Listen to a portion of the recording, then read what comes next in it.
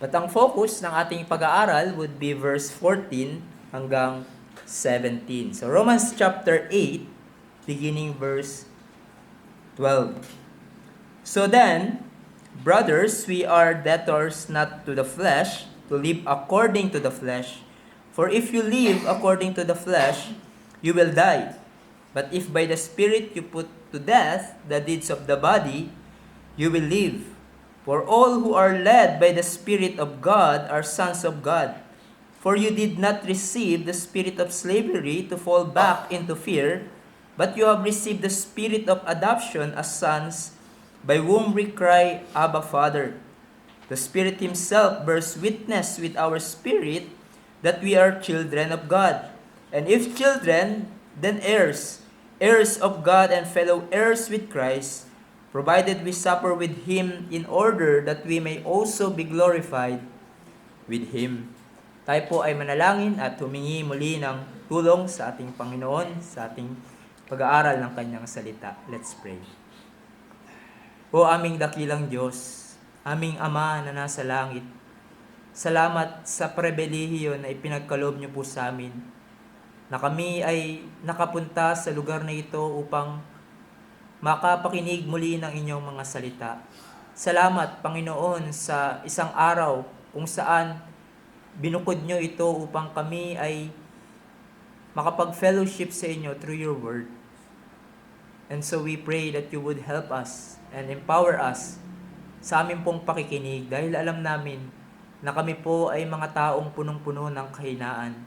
Kahit minsan ay alam na namin ang mga binasa namin, paulit-ulit namin itong napapakinggan, and yet alam namin, O Diyos, na ito ay walang magiging kabuluhan kung wala po ang tulong ng banal na Espiritu. Tulungan niyo po kami na ang inyong salita na maitatanim sa amin ngayong umagang ito ay hindi manakaw ng aming kaaway.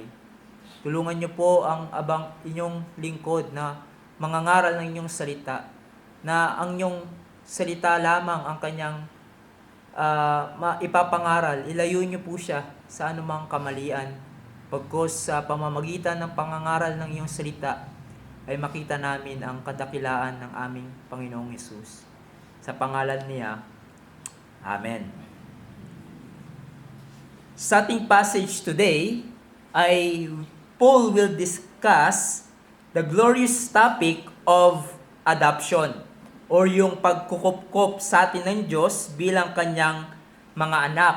For many Christians, ang katuroan na ito ay highly valued and dearly loved. I remember si late Pastor Al Martin once said na kung ang salvation ay hahalin tulad sa isang magandang korona na puno ng jewel, ang doctrine of adoption ang crown jewel ng salvation. Isang theologian din, si John Murray, ay ganito ang sinabi pagdating sa doctrine of adoption. Adoption, as the term clearly implies, is an act of transfer from alien family into family of God Himself. At sinabi niya, this is surely the apex of grace and privilege. So ito ay dakila at rurok ng biyaya ng Diyos sa kaligtasan. At kung pamilyar kayo sa book ni J.I. Packer sa kanyang librong Knowing God, sinabi niya rin ang ganito, you sum up the whole of the New Testament teaching in a single phrase if you speak of it as a revelation of the fatherhood of the Holy Creator. In the same way, you sum up the whole of the New Testament religion if you describe it as the knowledge of God as one's Holy Father. If you want to judge how well a person understands Christianity, find out how much he makes of the thought of being God's child and having God as his Father.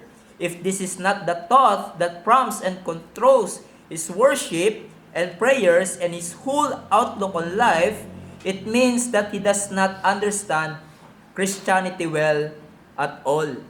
Napakabigat ng pananalita na ito na sinabi ni J.I. Packer, but bakit napakadakila itong doctrine of adoption at Anong ibig sabihin nito? Yung salitang ito na ginamit ni Pablo sa ating text is made up of two individual Greek words na ang ibig sabihin, literally, to place as a son or to put in the position of a son. So, nilalagay mo siya sa katayuan bilang tunay na anak. Hence, to adopt a son.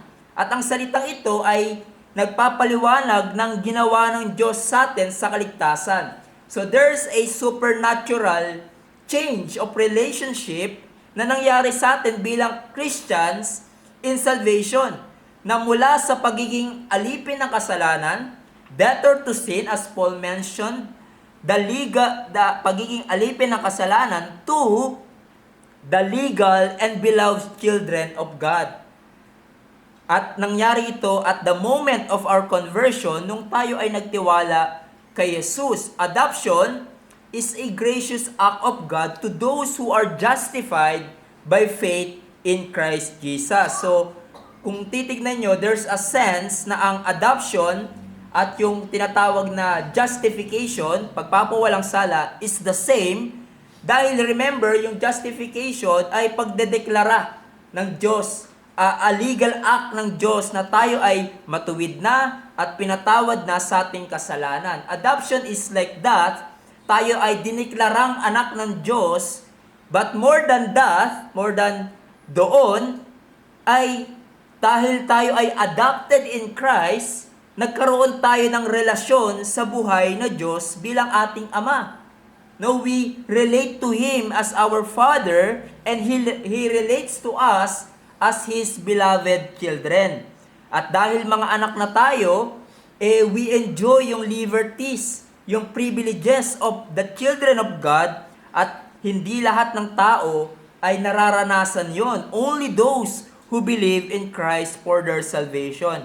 And many scholars agreed na yung concept ng adoption dito na tinutukoy ni Paul is rooted in a Roman Empire custom sa kanilang panahon. So kung saan sa konteksto ng Roman Empire na ang isang tao ay maaaring maging isang tunay na anak, legal na anak, at magkakaroon siya ng tatay at mapapasama siya sa pamilya sa pamamagitan ng pag-adapt sa kanya. So hindi siya kadugo na ng magiging tatay niya, and yet magiging legally anak siya by adoption. Magiging legal siyang anak. Kung mangyari yon, lahat ng karapatan, privileges, status, even property ay isesecure ng tatay na kukup-kup sa kanyang anak. Lahat ng pagpapala at privileges na para sa biological na anak ay makakamtan ng isang adopted son or daughter.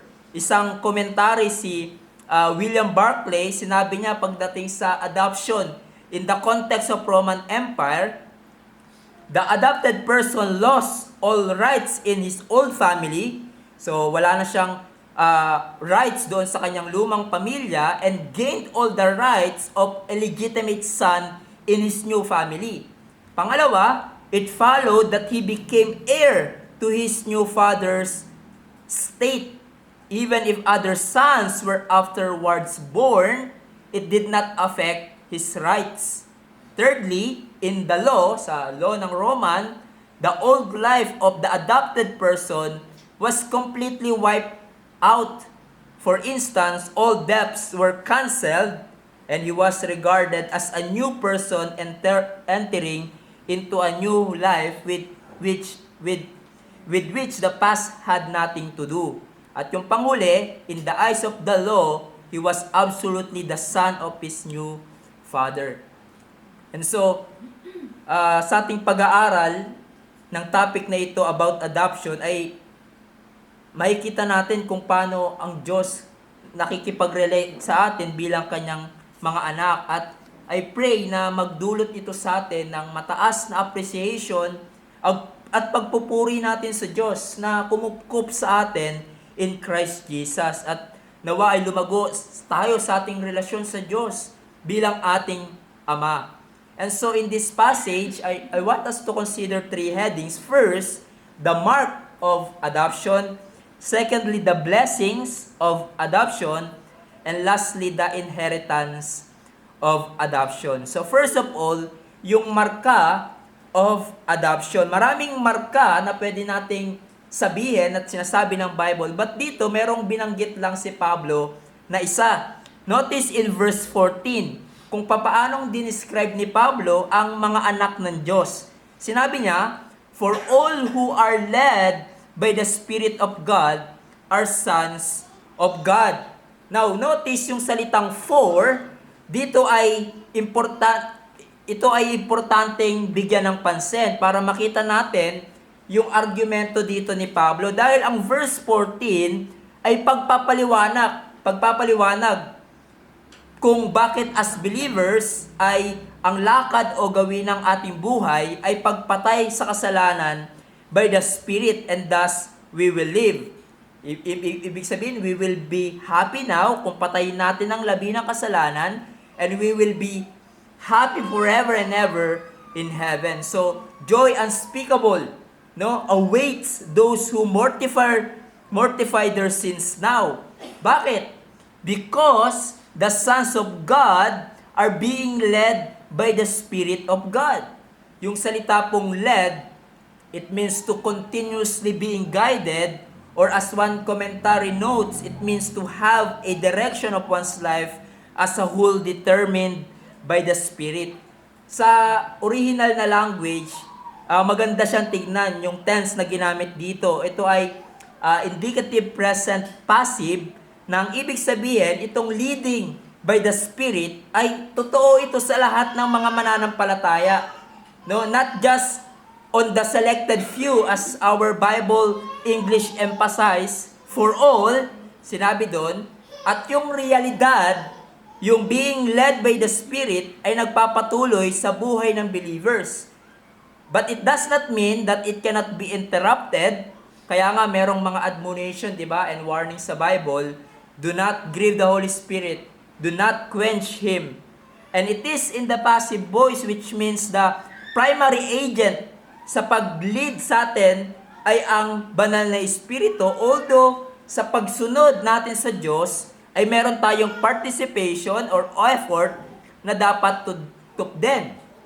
Ang pagsunod at pagpapabanal ay kilos ng Diyos at kilos din natin bilang mga mananampalataya. So, ganun ko siya tinitignan, though, and to confirm this, no, hindi naman ako Greek scholar, but so nag-ano ako kay Thomas Schreiner, isang New Testament scholar.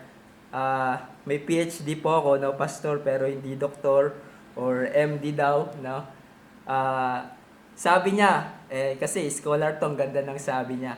Sabi niya, the Spirit is the primary agent in Christian obedience, that it is His work in believers that accounts for their obedience.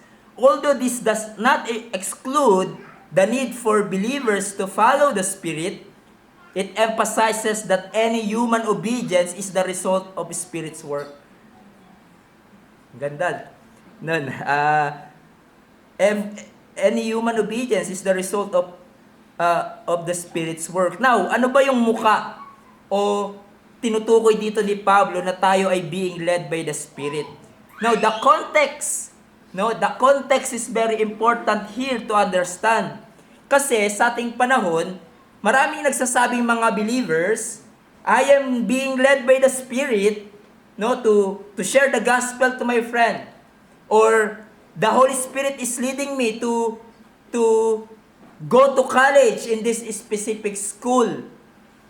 Meron pa nga akong narinig na led daw siya ng banal na Espiritu na i-recruit si ganto, yung kakilala niya sa isang business, then yung business nila suddenly nalugi.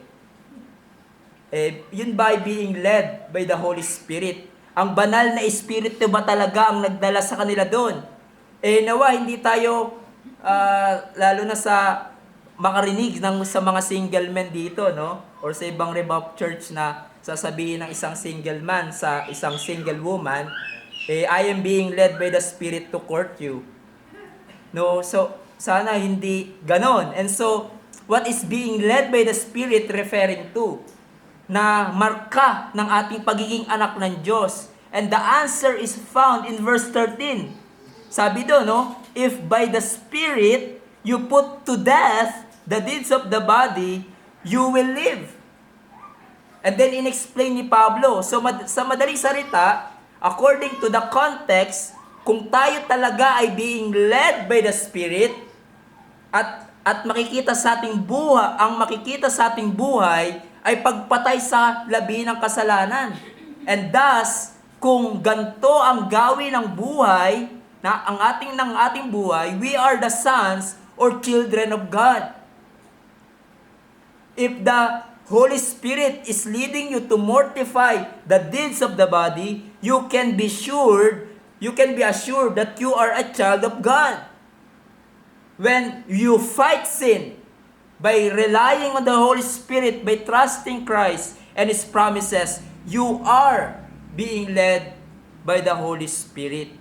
And so that's the difference sa tunay na anak ng Diyos sa mga nagsasabi lang na anak sila ng Diyos. A mere professing Christian or even those religious people na hindi naman tunay na believers. Others ay pinapatay lamang ang kasalanan sa panlabas at sa kanilang sariling effort. Hindi niya gagawin ito, ang ganyan, magsisimula siyang magsimba palagi, a-attend sa church, thinking na ito yung paraan para mapaglabanan yung kasalanan. Ang problema, yung kasalanan kasama mo. Yung lustful thought, yung anger, yung pride, yung worldliness. Yung iba, sinasaktan nila yung kanilang sarili para malabanan daw ang kasalanan. Pupunta sa malayong lugar, magpapakamonghe. Ngunit ang tunay na believers, we deal with our sin, we kill our sin, hindi lang panlabas at sa ating sariling effort, but we fight sin, we kill it by the Holy Spirit, at sa ating puso at isip pa lang, we deal with our sin. We kill our sin on thought or heart level out of our desire to please God. And so that's the difference. Others try to mortify their sins externally by their own strength to glorify themselves, but we as Christians kill our sin on the daily basis by the Spirit in our thoughts and a heart with the desire to glorify God. And so, that's the mark of a true child of God. Ang tunay na believer ay hindi nag-e-enjoy sa kasalanan, hindi minamahal ang kanilang kasalanan, do nauhulog pa din tayo dito. Ngunit meron siyang pagsisisi sa kanyang nagagawang pagkakasala at pinapatay niya ito sa tulong ng Diyos sa pamamagitan ng mga kaparaanan na pinagkaloob sa kanya ng Diyos. That's also what it means to be led by the Spirit. No, para sa iba kasi, lalo na sa nagpauso ng idea na ito, yung charismatic movement, di ba, for them leading of the Holy Spirit is something mystical. Something you feel, or a still small voice na bubulungan ka daw ng banal na espiritu to lead you to this or to that. Sabi nga ng isang preacher, there's no mechanism in your body na magsasabi sa iyo that you are being led by the Spirit, na kapag lead ka ng banal na espiritu, biglang iilaw yung ulo mo, at kapag hindi naman ay hindi iilaw. No. Rather, you start to see in your life, in your experience, yung resulta ng pag-lead sa'yo ng banal na espiritu. Simula nung ikaw ay maligtas, when you were regenerated by the Spirit, merong malinaw na pagbabago ang naranasan mo sa iyong buhay. Yung dating kasalanan na minamahal mo, ngayon ay kinapupuotan mo na. You have now the hatred towards sin. And you begin to love His words and obey it. You begin to love His church. And here sa ating text, you kill your sin.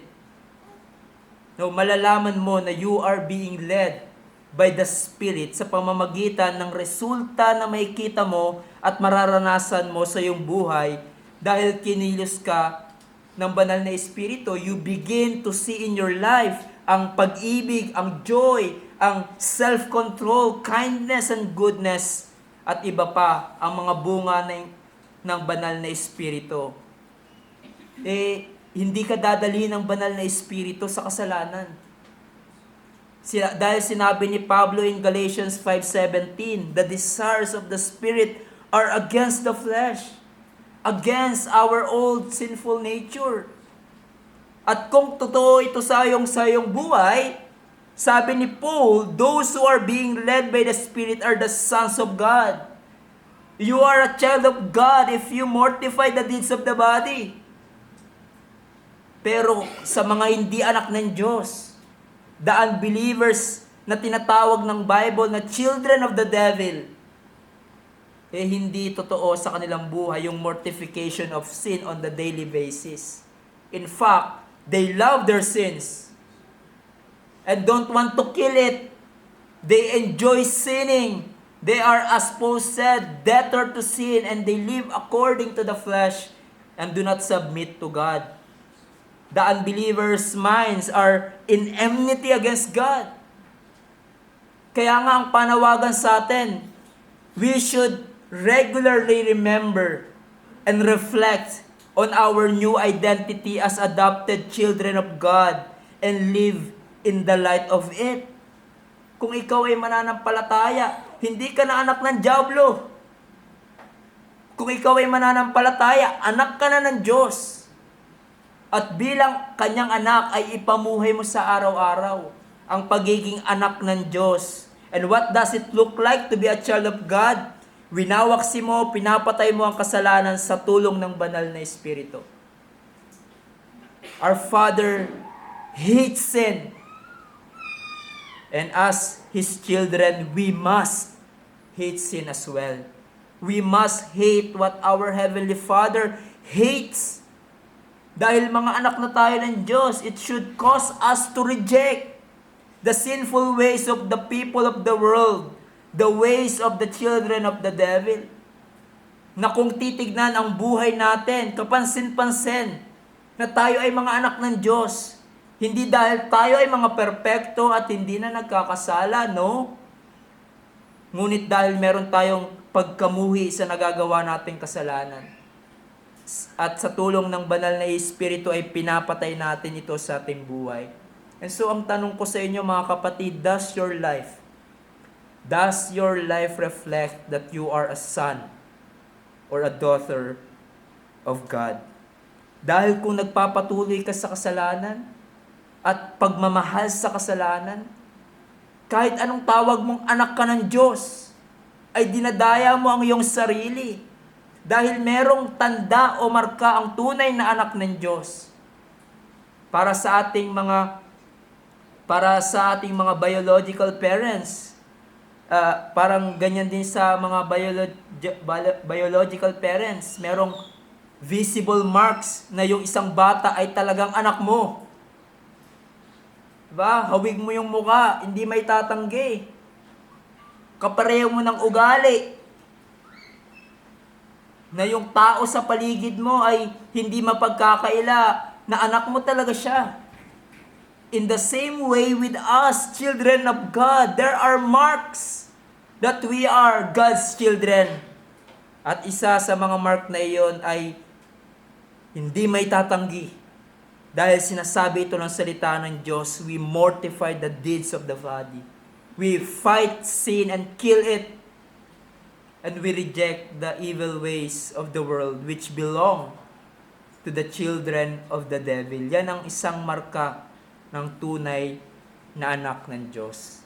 Moreover, hindi lamang there's a mark or sign that we are God's children, but merong ding kaakibat na blessings being adopted to God's family or being a child of God. Binanggit sa ating text, ang unang pagpapala na makikita natin is this: the Holy Spirit replaces our fear of God's judgment against our sin with the assurance and security of God as our Father.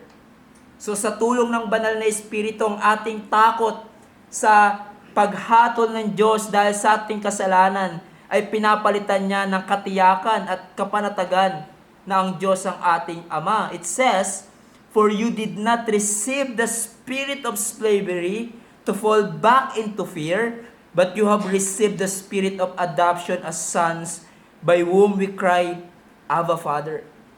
Yung salitang spirit of slavery to fall back into fear, it refers sa isang disposition o pag-iisip na natatakot tayo sa Diyos and His impending judgment sa atin sa pagiging slave natin to sin. One writer puts it in this way, "The slavery of our old life saw God as our judge to be dreaded, but now we see God as our Father to be adored. Freedom and security now rule our lives instead of bondage." Nakatanggap tayo ng gano'ng pagpapala nung tayo ay kinupkup bilang anak ng Diyos na wala na yung takot sa impending judgment of God laban sa ating kasalanan dahil secure na tayo, nakakasiguro tayo na wala nang kondemnasyon laban sa ating kasalanan dahil sa ginawa ni Jesus. And so kung ikaw ay mananampalataya, ay tinutulungan tayo ng banal na Espiritu na makita natin that there's now no condemnation for those who are in Christ. Lalo na kung nasa magulo at mahirap na sitwasyon tayo, di ba? Malapit tayong isipin, itong nangyayaring pagpapahirap sa akin ay sumpa ng Diyos sa akin. Ito ay parusa sa akin ng Diyos. But the Holy Spirit assures us through His Word na hindi ito pagpapahirap unto condemnation, but kung tunay kang anak, marahil nasa gitna ka ngayon ng disiplina ng Diyos. Because God, the Father, disciplines the one He loves, and He chastises every son whom He receives. Nawawala yung takot natin na ang Diyos as judge will punish us. At napapalitan ito ng kapanatagan, ng katiyakan, na ang Diyos ay ating Ama na nangangalaga at naaawa sa atin. John Piper said, "The work of the Holy Spirit in our lives is to change our slavish fears toward God into confident, happy, peaceful affection for God as our Father." Moreover, yung pangalawa ay the Holy Spirit together with our spirit confirm that we are God's children. So ang banal na Espiritu ay kinokompirma na tayo ay mga anak ng Diyos. Sabi doon, "But you have received the spirit of adoption as sons." It means the Holy Spirit confirms, makes real to you this great blessing of adoption. And I would say na ito ay sa pamamagitan ng salita ng Diyos. Ang banal na Espiritu takes the Word of God at kinokonfirma niya ito sa ating kaluluwa so that, for example, kapag binasa natin ang salita ng Diyos na nagsasabing, "If anyone is in Christ, he is a new creation. The old has passed away, behold, the new has come." We say in our hearts, "That's me. I belong to the new creation in Christ." Or dili kaya kapag nabasa natin sa salita ng Diyos, we are His people. And we say in our heart, "Yes, Lord, that's me. I belong to your people." Then in verse 16, ganun din yung tinutukoy. "The Spirit Himself bears witness with our spirit that we are children of God." Yung salita pong bear witness, it means to continually testify, nagpapatotoo. Now, there's a debate pagdating dito sa kung sino ba ang nagbe-bear witness na tayo ay anak ng Diyos. Is it the Holy Spirit alone? Or is it the Holy Spirit and our spirit as a regenerate person? At ang isang pang pinagtatalunan ay kung papaano ito nangyayari, yung bearing witness. Is it the Spirit testifies along with our regenerated consciousness, sabi ni William Hendrickson, by exerting a direct influence on heart and mind? Or the Holy Spirit works by applying the Word to the heart and mind of individual believers? So, my take on this ay merong dalawang nagpapatotoo na tayo ay mga anak ng Diyos. Our spirit and the Holy Spirit of God together with our spirit. So ang banal na espiritu, but also ang ating espiritu bilang bagong nilalang kay Kristo. Dahil nga tayo ay binago na ng Diyos, we have that inner conviction, if you will, na nalalaman natin at nagpapatotoo na tayo talaga ay mga anak ng Diyos. And so, paano ito ginagawa? Paano ito nangyayari? Again, ang banal na espiritu takes the word of God and confirm it to us it internally, so that when we hear or read from God's word na ang mga anak kay Kristo Jesus ay anak ng Diyos, we cry out in our hearts, "Yes, Lord, that's me. I belong to you. I am your child." And so, isa itong pagpapala bilang anak ng Diyos, that the Holy Spirit together with our spirit bear witness that we are God's children. At ang pangatlong pagpapala ng adoption, we have received an intimate relationship with God as our Father. And again, ito ay sa tulong ng banal na Espiritu. Sabi doon that you have received the spirit of adoption as sons, by whom we cry, "Abba, Father." Now, yung term na Abba is an Aramaic word which expresses a warmth, closeness, security, intimate sense, just as with our expression, "Dear Father." And to be honest, I am uncomfortable to use or even marinig sa ibang Christian addressing God as their daddy. Dahil sinasabi nila na yun ang ibig sabihin ng word na Abba. Sinasabi ni Jesus, "Our Father is in heaven. His name is to be hallowed." While Father or Abba Father connotes intimacy, we must also remember, lalo na sa panalangin natin, na ang Diyos na ating nilalapitan ay banal na Diyos. Furthermore, 3 beses lamang ito ginamit yung salitang Abba sa buong Bible. At it was interesting to note, it was used only sa buong mga Gospels. It was only used in Gospel of Mark, at ito ay sa Mark 14:3. Na you remember, ito yung time na sinabi ni Jesus, "Abba, Father, all things are possible for you. Remove this cup from me. Yet not what I will, but what you will." Ito yung time na Jesus was in agony in Gethsemane. New Testament scholar Douglas Moo, he said, in crying out, "Abba, Father," the believer not only gives voice to his or her consciousness of belonging to God as His children, but also as to having a status comparable to that of Jesus Christ Himself. Notice that, in ascribing to Christians indwelt by the Spirit, the use of this same term in addressing God, Paul shows that Christians have a relationship to God that is like, now listen, though of course not exactly like, Christ's own relationship to the Father.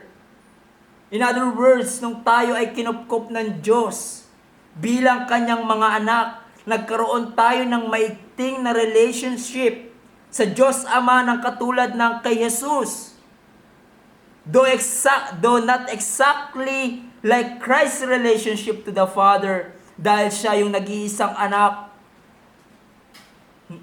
Dahil siya yung nag-iisang anak ng Diyos, nonetheless, we have been made partakers of all the privileges belong to the members of God's family.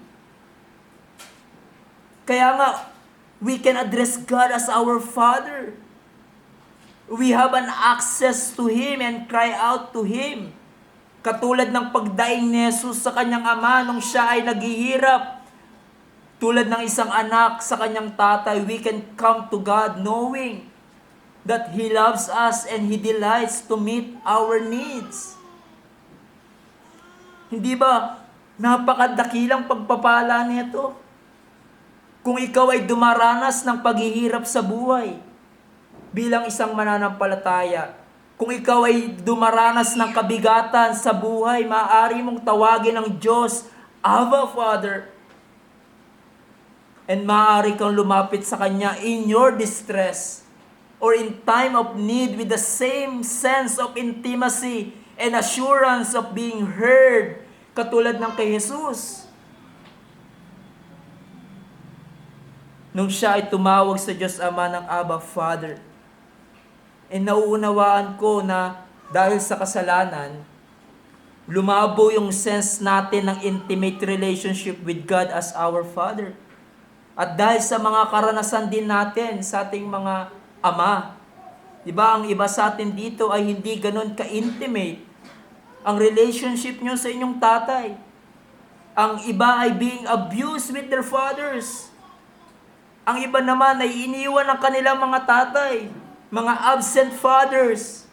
At ang iba ay naging tamad na mga tatay at hindi nagpro-provide sa kanilang pamilya. But kung ikaw ay na kay Kristo Jesus, let me tell you this, your Heavenly Father is different and greater than our earthly fathers. Walang tutumba sa pagiging ama ng Diyos sa kanyang mga anak. For God as our Father protects, cares, provide for us. He wants an intimate relationship with us, His children, and He empowered us by the Holy Spirit to have that intimate fellowship and relationship to Him, that we can relate to Him as our Father. Maaari nating lapitan ng Diyos sa gitna ng kabigatan sa buhay, and He will listen to us. If you are a child of God, He delights to hear your prayers and meet your needs. At natanggap natin ang pagpapalang iyan bilang mga kinupkop ng Diyos sa kanyang pamilya. But lastly, kung tayo ay mga anak ng Diyos, ito din ay pagpapala, pero sinabi dito, meron tayong mamanahin. Sabi sa ating text, if children, then heirs, heirs of God and fellow heirs with Christ, provided we suffer with Him in order that we may also be glorified with Him. In other words, mga kapatid, bilang mga lehitimong anak ng Diyos in Christ, ay makakatanggap pa tayo ng dakilang mana. In our conversion, we already receive an inheritance.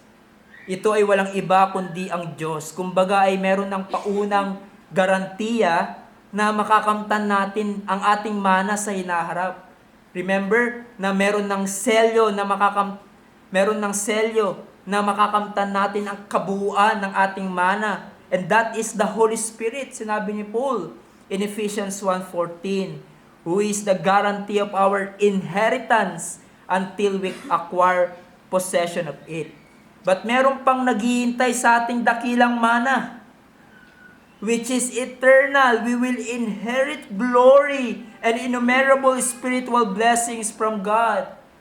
Sinabi sa Hebrews 9:15, therefore He is the mediator of the new covenant, so that those who are called may receive the promised eternal inheritance. Then, hindi lang binanggit na tagapagmana tayo ng Diyos. Paul also said that we are co-heirs or fellow heirs with Christ. Anong ibig sabihin yan? Hindi ibig sabihin yan na magiging katulad tayo ni Jesus bilang isang Diyos. Rather, as MacArthur notes, everything that Christ receives by divine right, we will receive by divine grace. Ang isang halimbawa nito ay yung pagkakaroon natin ng glorified body like our Lord Jesus Christ. At sa kanyang pagbabalik in future glory that Paul will mention, we will inherit that dahil sa ginawa ni Jesus. But also, there's more. There's more, mga kapatid, sa pagbabalik ni Jesus, kung saan magre-reign siya sa bagong lupa at langit. He will reign in glory. At tayo bilang kapwa tagapagmana ni Jesus, we will also reign with Him, with our glorified bodies, like what Paul mentioned in chapter 8:23 ng Romans. So ang punto lang natin dito mga kapatid, for the children of God, the best is yet to come. Kung ngayon ay nararanasan mo na yung pagpapala ng pagiging anak ng Diyos, your Heavenly Father cares for you, protect you, love you, discipline you, yet you will never be cast away. The Holy Spirit is given to you from your Heavenly Father bilang garantiya at selyo of your future inheritance. The Holy Spirit given by your Father, giving you assurance and confirmation that you are truly one of God's children. And I-enjoy mo ng lahat yan sa buhay na ito. Ngunit ang maganda pang balita, hindi pa yan ang kabuuan ng iyong mana. There's more. There's eternal inheritance awaits for you, O child of God. Hindi ba maghumapaw sa kagalakan ng iyong puso sa katotohanan na yan? Kung kayo mismo, di ba marinig nyo sa inyong magulang na meron kayong mamanahin, wag lang utang, meron kayong mamanahin sa kanila, and they began to mention isa-isa yung mamanahin nyo. Mamanahin mo yung malaking bahay natin, yung kotse, yung pera na naming naipon sa bangko. Walang anak na nasa tamang katinuan ang hindi magagalak. Yung iba nga gusto i-advance na agad. Pero yan, material na bagay lang mga yan, maglalaho din. Baka nga bago mo pa mapamana, nakuha na ng iba. At ang mga ito ay mabubulok. Pero tayo mga Christians, yung mamanahin natin, hindi mabubulok. Hindi mananakaw, it will last throughout eternity. Hindi ba dapat mag-udyok sa atin yan na magalak? At magpatuloy magtiwala sa Diyos bilang ating Ama? Kaya later, iyon yung pagtutuunan ni Pablo ng pansin. Itong suffering na nararanasan nyo ngayon, bilang anak ng Diyos, are not worth comparing with the glory that is to be revealed to you as the sons and daughters of God. And so for us believers, our adoption should cause us to rejoice, knowing that as God's children, a glorious eternal inheritance awaits us. Marahil meron akong kinakausap ngayon dito. Ikaw ay mananampalataya, ngunit mabigat ang pinagdadaanan mo sa buhay na nagdudulot sa iyo ng matinding kalungkutan.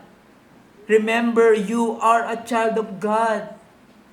Hindi ang paghihirap sa mundong ito ang katapusan at dulo ng iyong buhay.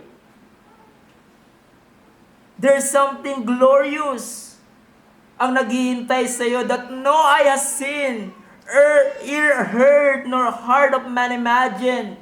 What God has prepared for those who love Him, for those who are children of God. Nawa ay magpukaw ito ng iyong kabigatan na dala-dala ngayon. At hindi lamang yon, this blessing of adoption na nakamtan natin should cause us to regularly come to our Father in heaven through prayer. Through prayer, mga kapatid. Why? Because your Father in heaven will listen. His ears are always open to hear the requests of His children. Hindi siya katulad ng ibang earthly fathers na kapag may request ang anak, tinuturo si nanay. Sabihin mo yan sa nanay mo, busy ako. O kaya naman, absent father. Tatay na may pusong bato sa kanyang mga anak. Walang pakialam, hindi concerned sa pinagdadaanan ng kanyang anak. No, God is not like that. As a father shows compassion to his children, so the Lord shows compassion to those who fear Him. At kung ikaw ay may dala-dalang kabigatan, at sinabi mo ito sa iyong ama, though siya ay dakila at mataas, yet He is so near to us, His children. At handa siyang makinig sa ating daing at tutulungan tayo sa ating pinagdadaanan.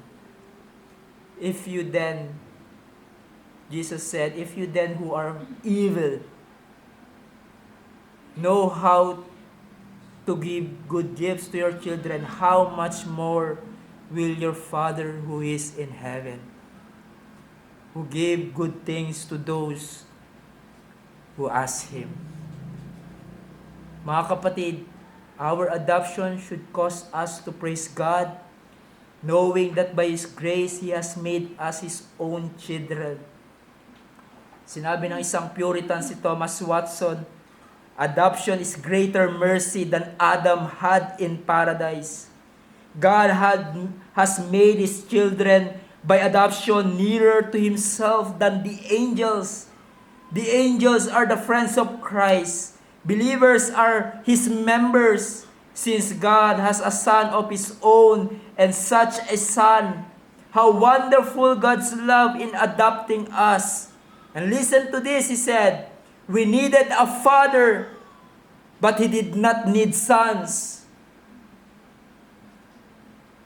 Do you understand the weight of death? Hindi kailangan ng Diyos Ama ng iba pang anak. For He has His only begotten Son, whom He is pleased, yet in Christ, God the Father has chosen us. In love, He predestined us for adoption to Himself as sons through Jesus Christ, according to the purpose of His will, to the praise of His glorious grace. Isang malaking pagpapala na, di ba? Na isipin, pinawalang sala tayo ng Diyos bilang just and righteous God. Isang pagpapala na at naisipin na pinatawad tayong lahat sa ating pagkakasala. And we say to God, that's enough. And yet more than that, this righteous and just God whom we offended, and yet forgiven us through His Son, adopted us into His family, giving to us all the privileges and the blessing as His sons. Purihin ang Panginoon. And we say with John, oh, see what kind of love the Father has given to us, that we should be called children of God. And so we are. Para sa mga kaibigan namin na narito, na hindi pa nagtitiwala kay Jesus, in virtue of redemption, hindi kayo mga anak ng Diyos. Kayo ay labas sa pamilya ng Diyos. Sinasabi ng salita ng Diyos na yung mga unbelievers ay anak ng pagsuway at anak ng kapuotan. But ito ang magandang balita. This blessing of adoption, yung mga pagpapalang binanggit ko para sa mga tunay na anak ng Diyos ay maaaring mapasayo. Sinabi ni John, subalit ang lahat ng tumanggap sa Kanya na sumasampalataya sa Kanyang pangalan ay Kanyang pinagkalooban sila ng karapatan maging anak ng Diyos, na ipinanganak hindi sa dugo o sa kalooban ng alaman o sa kalooban ng tao, kundi ang Diyos ng Diyos. Ang pagiging anak ng Diyos kay Kristo Jesus ay hindi nakabase sa iyong sariling gawa, sa iyong sariling kalooban, hindi rin dahil sa mga magulang mo na naging Christians din. No, ito ay biyaya. It is of God. At sinabi ni John, kung ikaw ay magtiwala, tangi lamang kay Jesus, you believe in Him, you will give the right to become God's child. And it is through His Son, the Lord Jesus Christ, that we will become His sons. And today, ay ino-offer muli sa inyo ito. Do not neglect such great a salvation. Rather, surrender your life to Christ and say to Him, Lord, have mercy on me, a sinner. I need you to be changed and become your child. At ngayon ay maaari kang maging anak ng Diyos if you repent of your sins and trust in Christ alone for your salvation. Tayo manalangin. O Father in heaven, salamat po sa pagpapaalala sa amin ng kadakilaan ng pagiging anak ninyo. Tunay, Panginoon, na ito ay hindi namin maarok dahil ito ay sobrang dakila sa aming pag-iisip, and yet this is true of us dahil ito po ay sinasabi ng inyong salita na kami ay inyong mga anak. Kami ay mga tao na hindi nyo pinagtabuyan, mga tao na hindi nyo winaksi dahil sa aming mga kasalanan, and yet Lord, through your Son, kami ay inyong nilinis, kami pinatawad, kami pinawalang sala, and more than that, you as a righteous and holy and just God accepted us into your family. What a wonderful blessing it is. And so we pray that we would have that deep appreciation and thanksgiving sa aming puso, Panginoon, dahil we have a Heavenly Father who cares, who protects for us, who disciplines us kung kami ay naliligaw na ng landas. Dahil sinasabi ng inyong salita ay mahal mo kami at hindi mo kami iiwan sa aming mga sarili. Kaya nagpapasalamat po kami. And we pray na as a church and believers that we would relate to you as our Father in heaven. In Christ's name. Amen.